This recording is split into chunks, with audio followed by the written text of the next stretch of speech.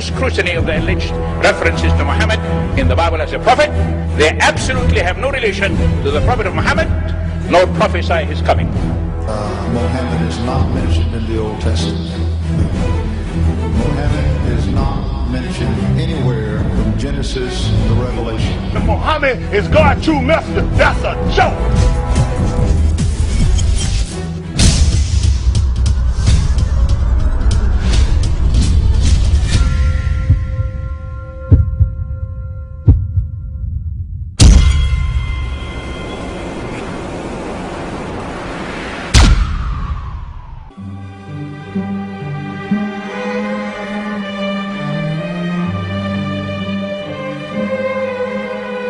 Lo, we inspire thee as we inspired Noah and the prophets after him, as we inspired Abraham and Ishmael and Isaac and Jacob and the tribes, and Jesus and Job and Jonah and Aaron and Solomon, and as we imparted unto David the Psalms.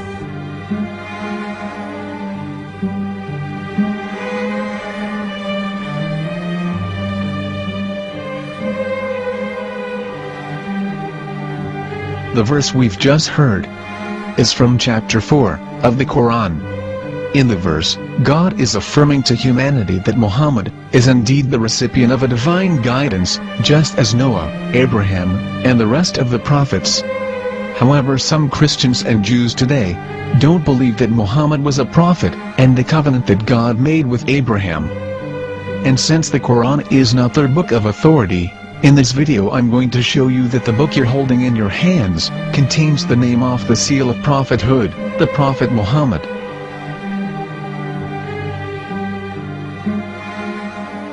As known, the Old Testament was preserved in the Hebrew language. In the 5th chapter of the Shir HaShirim, which is one of the 5 Megillat or sacred scrolls that are part of the Hebrew Bible, or for short the Song of Solomon, as Christians know it today. That chapter is discussing someone. Jews will say it is discussing Solomon, while Christians will say it is discussing Jesus. Considering this is the Songs of Solomon, it would seem logical that it is discussing Solomon. The verses, describing this mystery man, have the narrator's speech conjugated in the feminine, meaning it is a woman who is describing this man.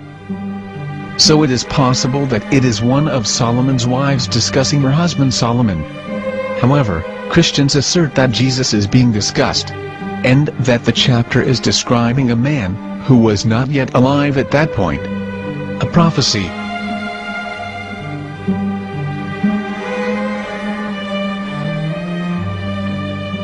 In reading the English translation of Song of Songs 5:16, it finishes the description by saying, "He is altogether lovely," but what most people don't know is that the name of that man was given in the original Megillat. Here is verse 16, and how it is written in ancient Hebrew, before introducing the vowels, in the 8th century. From the Hebrew Bible, on scripturetext.com. Here is the word in question. This word is made of 4 letters. Mem, Het, Mem, Dalet. Now when reading the word as it is written in its original form, with no vowels, it can be read as Muhammad, which is the name of the Muslim prophet, or as Mamad with no A after the H. According to Ben Yehuda's Hebrew English Dictionary, it is correctly pronounced as Muhammad, not Mamad. So how we're going to know for sure if it's pronounced as Muhammad, the Muslim prophet, or as Mamad, a random Hebrew word? The only way is to give the verse to a rabbi and say to him, "Please read." Here is the Song of Songs 5:16, and how it is read by a rabbi from a Hebrew Jewish site. Please notice, the im in Hebrew is a plural of respect. Hiko mamtakim vechullo mahamadim ze dodi vezer'i benot Yerushalayim. Hiko mamtakim וכולו מחמדים, זה דודי וזרעי בנות ירושלים.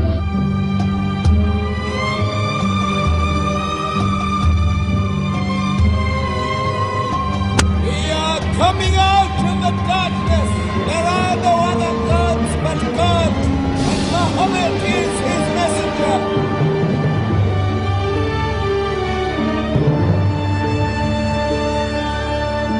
Let the world hear. חיכו ממתקים וכולו מחמדים, זה דודי וזרעי בנות ירושלים. חיכו ממתקים וכולו מחמדים, זה דודי וזרעי בנות ירושלים.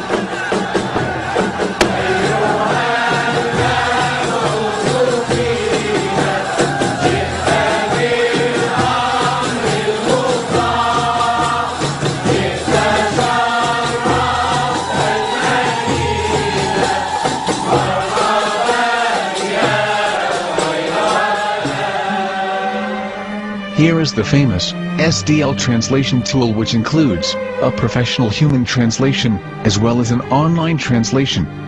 We're going to copy our Hebrew word of the Song of Songs directly from the Jewish site. It's the same site where you can hear the rabbi reading the verse in Hebrew. All links are in the description, so we're going to copy the word and paste it and ask, please translate. Are they going to translate the meaning of the name of that person? As the Bible translators did.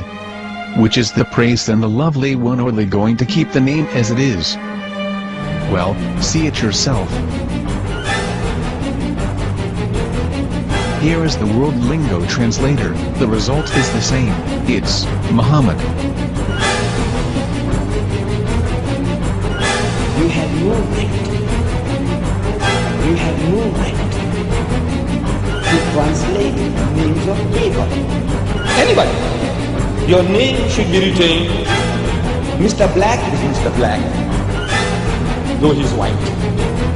You have no right to translate names of people. But they have been doing that. Muhammad ibn, they translated as altogether lovely. But the word Muhammad is there in the Hebrew language. The word Muhammad is there in the Hebrew language.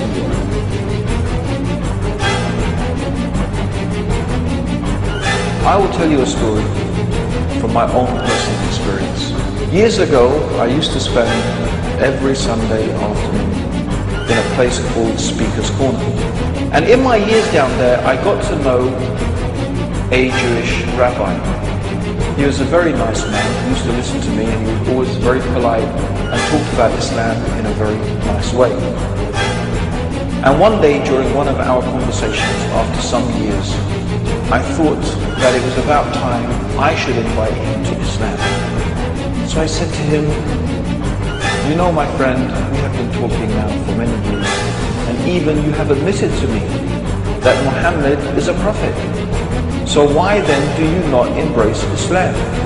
He said to me, we Jews, we never change our religion. I said, but half of the rabbis of Medina became Muslim. He said, that is true, but still, we Jews never change our religion. I thought, what can I say to him? He looked at me and said, listen to me, my friend. God sent to us a prophet Moses, and we didn't even listen to him. Do you think we're going to listen to another prophet after him? From another tribe? From another people? When he said that, I had nothing left to say. He knew that Muhammad was a prophet. In fact, another rabbi also came up to me and he said to me, we know Muhammad is a prophet, and he quoted to me a passage from the Bible.